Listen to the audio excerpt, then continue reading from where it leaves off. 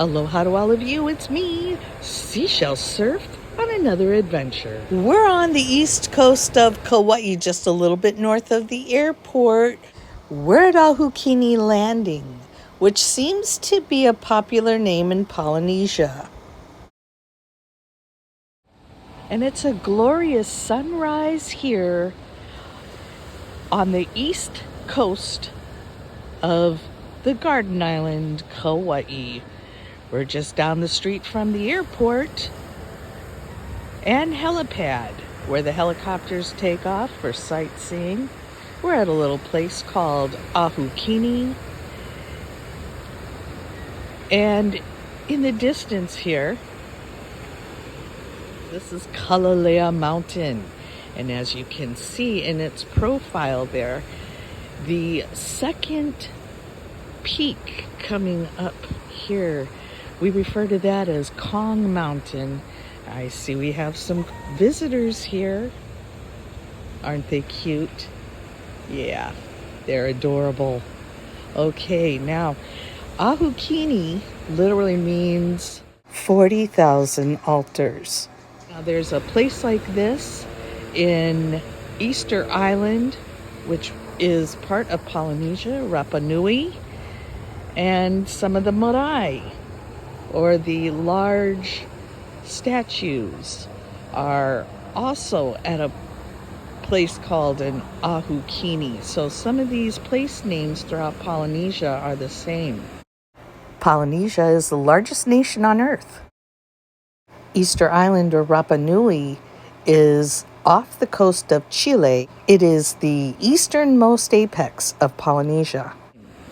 Now, this mountain in the distance, that is No Mountain, and it's known for being called the sleeping giant, named Aikanaka, which means cannibal.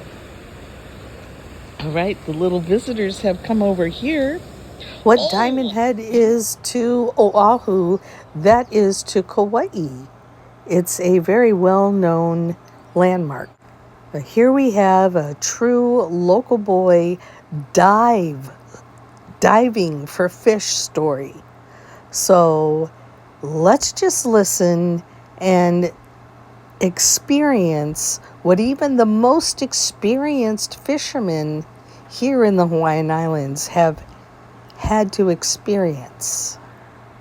This is an anonymous story by an anonymous, humble fisherman. So you're on a boat and the waves are the same size as the boat, like this, it's not really waves, it's just, like that. You gotta get like on 6-foot plastic pole and you gotta wave them up, they're gonna see that. Because you're just in the water floating, you can't extend 10 feet, 8 feet. So, there was like sitting ducks.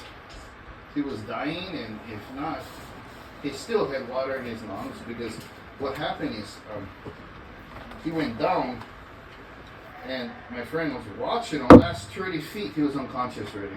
He blacked out because he never take out his snorkel.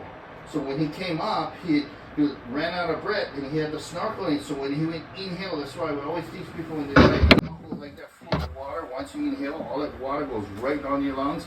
Now it's in your lungs, and then you black out. Now you got water in the lungs, which is not good. Now you're rattling, and your lungs is collapsed. Then you're convulsing already. You sit, and next thing you know, you're right on the edge of dying. And if somebody don't know what to do, and they did. I dived my whole life, and I dived by myself my whole life. And I had blackout. I thought I was blind a few times. So I open up my eyes, and my glasses is like this, and I blow my vessels because I dive so deep, and I had blood all in my gargles, and I went like this. Oh my God, I'm blind! I was panicking. I'm blind, and I had so much blood that I thought I was blind. Then I realized, because I blacked out, then I realized, oh, my mask. So I take out my mask, and all the blood come out of my mask because I blew up all my vessels. Two times I was supposed to do surgery in here because I already damaged this. So when I lay on my stomach, no more 5 minutes, if I get one massage, I get like one cold. I cannot breathe through my nose. My voice changes because of my, yeah, it's all, they're supposed to chip something in here, take all, one major surgery, all in there. My friend did them and he said the same thing. Because every time I dive, the next day I feel like I get on cold. Because he died professionally for, he's young, not 54, you know, I'm 54, he's like 22, 25. So he compete and he dives and he's sponsored by Omar and all that. And he did the surgery, he did the whole thing, so the whole thing and all that. So when you go for equalize, you don't have to worry for pop all that. So it's not even, I kind of did so bad. It was 211 feet. My record was like 166. I never know. I shot a Bigelow, 117 pounds, and I shot him, and my shaft had broke. 500-pound test, it broke. Went in a hole, so I never think anything, and I went for it, and I was going to tie my rope on my line to that extra rope, like 20 to 30, tie one knot, and then I get my floater line, then I don't care about the gun, everything, and then I got to get back up. So when I went do all that, I was down for like 4 minutes, 11 seconds. When I came up was 209 or almost 210 feet. Yeah. And because I wasn't looking where I was diving 150 feet already, 150, 160. When I shoot them, the Uluas, the Trevinis, giant Trevinis had go down in on cave. I hit them in a glance, came out to the mouth, and never hit them in the brain. So it hiding on cave down the obese. So we go down, and I wasn't thinking, you know, hey, this is way, way deep. And I should have just said, F it, that's okay, come up. And when I did all that, I did the whole thing, then that's when I black out. Bust my nose, blood, everything. Then I looked at my watch and I pressed them, and it was 4:11, you know, 4 minutes, 11 seconds, 200 something feet. I was like, whoa. And I watched no lie, you know, I was like, whoa. And so now I watch. When I go, I stay about 120, 130 already. I looking down, I stop.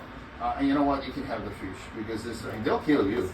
You know, they're trying to survive, and it scared me, that's all. You know, I came down, I came in a cave, and when I turned around, it just kicked right and popped me, and I just turned and shot him. I should have taken my time, but it was so close. Yeah. You know, and it was, yeah. And it's, when you're down that deep, something that big, oh man, it scared the F out of me. You know, that's the end of it. That's why I don't care when that thing broke. You know, I just stumbled, man. But, you know, I was like, yeah. So that was nuts. But now I don't dive deep. I stay about 120, 140. That's it. You know, I don't go deep water anymore. I just dive with people, and they're like, oh, we can dive 60 feet. I'm like, I'm training at 60.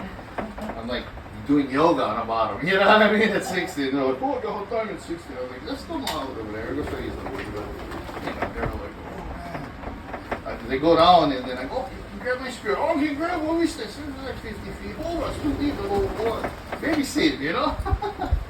Well, you have a nice day. And this is a true dive story from the local perspective. All too often we have fishermen and opihi pickers, which are people who go out and shuck the limpets off of the rocks like we have down here. They're a Hawaiian delicacy. It's sad to say that we have had some people who have lost their lives doing it, but it's a way of life.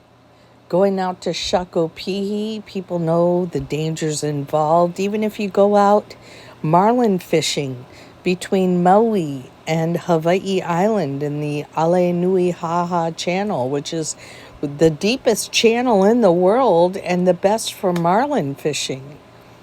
So these are guys who will, people, men, women, it doesn't matter. There are LīhuʻE or fishermen of all genders that will go out to provide for their family. So these are the true stories of Kaua'I residents. of these islands. And it's so beautiful. And see, you know, here you can come and you can dive for lobster and feed your family. But you're only allowed to pick things like the limpets and the lobsters if they're a certain length or age, so to speak, diameter.